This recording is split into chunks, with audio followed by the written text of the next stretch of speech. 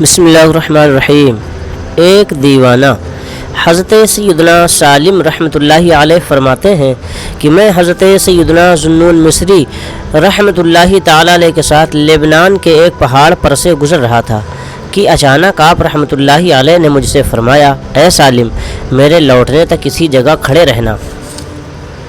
پھر آپ رحمۃ اللہ تعالی علیہ 3 دن تک مجھ سے جدا رہے۔ جب مجھے بھوک لگتی تو میں جھاڑیاں اور پودے کھا لیتا اور تالاب کا پانی پی لیتا۔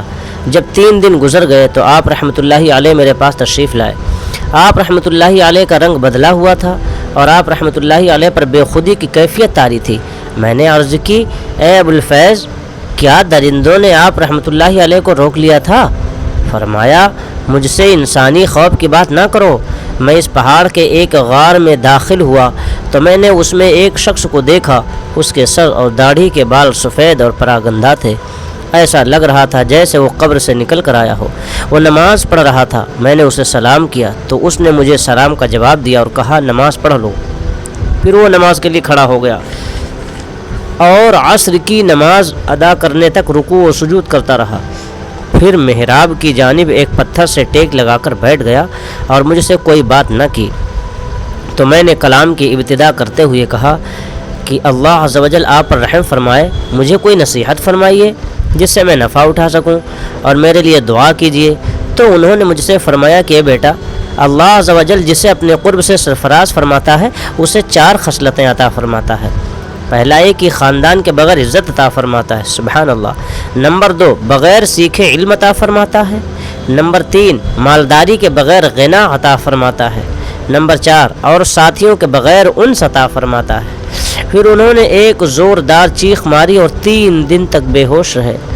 میں سمجھا ان کا انتقال ہو چکا ہے۔ پھر جب انہیں افاقہ ہوا تو کھڑے ہو کر قریب ہی ایک چشمے سے وضو کیا اور اپنی فوت شدہ نمازوں کے بارے میں پوچھا۔ تو میں نے انہیں نمازوں کی تعداد بتائی تو انہوں نے وہ نمازیں قضا کی۔ پھر مجھ سے فرمایا، ان ذکر الحبیب حیج قلبی ثم حب الحبیب اذہل عقلی۔ ترجمہ، محبوب کی یاد نے میرے دل کو بے قرار کر دیا، پھر اس محبوب کی محبت نے میری عقل کو زائل کر دیا۔ اللہ اکبر۔ پھر فرمانے لگے، مخلوق کی ملاقات سے مجھے وحشت ہوتی ہے اور میں رب العالمین عز و جل کے ذکر سے انس رکھتا ہوں۔ ماشاء اللہ، اب تم سلام کر کے مجھ سے رخصت ہو جاؤ۔ میں نے عرض کی، اللہ عز و جل آپ پر رحم فرمائے، میں مزید نصیحت کی امید پر 3 دن تک آپ کے پاس ٹھہرا رہا۔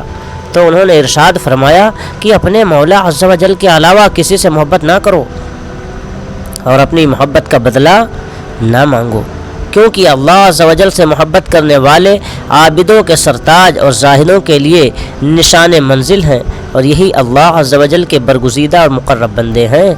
اس کے بعد وہ ایک چیخ مار کر گر پڑے۔ میں نے انہیں ہلا کر دیکھا تو ان کا انتقال ہو چکا تھا۔ انا للہ و انا الیہ راجعون۔ تھوڑی ہی دیر بعد پہاڑ سے عابدین کی ایک جماعت اتری، انہیں غسل دیا اور کفن پہنا کر جنازہ ادا کرنے کے بعد انہیں دفن کر دیا۔ میں نے ان سے پوچھا، اس بزرگ کا نام کیا ہے؟ تو انہوں نے بتایا کہ ان کا نام حضرت شیبان المصاب رحمۃ اللہ علیہ ہے۔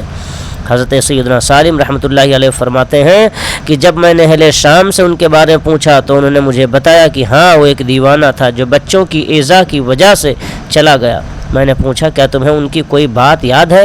تو انہوں نے کہا، ہاں، جب وہ بے قرار و بے چین ہوتے تو کہتے، اگر میں تیری خاطر دیوانہ نہ بنوں تو کس کی خاطر دیوانہ بنوں؟ سبحان اللہ، سبحان اللہ۔ اے عشق تیرے صدقے جلنے سے چھٹے سستے، اے عشق تیرے صدقے جلنے سے چھٹے سستے، جو آگ بجھا دے گی وہ آگ لگائی ہے، جو آگ بجھا دے گی وہ آگ لگائی ہے۔ سبحان اللہ۔ اللہ تعالیٰ کی ان پر رحمت ہو، ان کے صدقے ہم جیسے ناکاروں کی مغفرت ہو، آمین یا رب العالمین۔